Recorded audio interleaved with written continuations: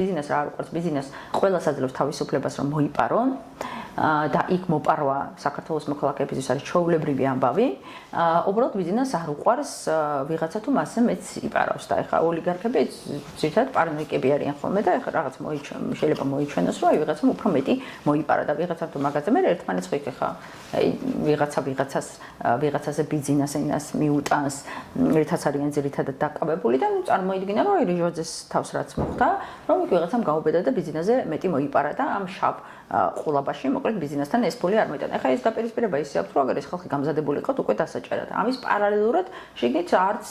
ყობახიძე მდინარაძე კალაძეს აქვს იდეალური ურთიერთობა, მიუხედავად იმისა, რომ ეხლა გაერთიანებული არიან ლილუაშვილი გომელაურის წინააღმდეგ, მათ შორისაც ეს ამბიციების ჭიდილი არის და მათ შორის იმისთვის ბრძოლა არის ვინ იქნება ამ სამ შორის პირველი ბიძინა ივანიშვილის კარზე, ხო?